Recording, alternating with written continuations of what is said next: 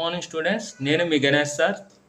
ఈ క్వశ్చన్స్ అనేవి రియల్ నెంబర్స్లో 10th క్లాస్ రియల్ నెంబర్స్లో MCQ very short answers questions కింద యూస్ఫుల్గా ఉంటాయి.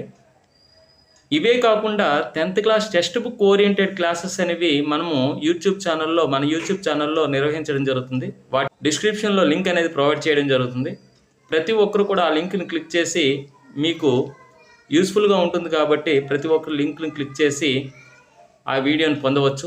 ఇక్కడ ఈ క్వశ్చన్ ఒకసారి పరిశీలించినట్టయితే, for what value of x 2 power x into 5 power x ends in 5 ones అన్నాడు.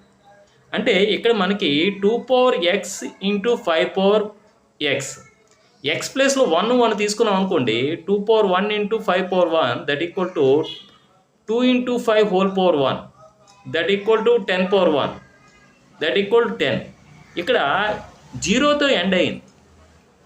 ఫర్ ఎగ్జాంపుల్ 2 power x ఇక్కడ ఎక్స్ ప్లేస్లో 2 తీసుకున్నాం అనుకోండి. 2 power 2 into 5 power 2 that equal to 2 into 5 whole power 2 that equal to 2 5 10. 10 power 2 అంటే 10 square అంటే 10 into 10 100. అంటే ఇక్కడ కూడా 0తోనే ఎండ్ అవుతుంది. అంటే ఎక్స్ వాల్యూ ఏది తీసుకున్నా, ఏ నెంబరు, ఏ నేచురల్ నెంబర్ తీసుకున్నా సరే మనకి ఆ 2 power x into 5 power x value అనే దాంట్లో యూనిట్ ప్లేస్లో అంటే 0 రావడం జరుగుతుంది. అంటే ఈ 5 వచ్చే విధంగా ఉండే ఎక్స్ వాల్యూ అనేది ఉండదన్నమాట. అంటే no value of x, therefore no value of x అనేది మనకి ఆన్సర్ అవుతుంది. అంటే ఎక్స్కి వాల్యూ అనేది ఉండదు.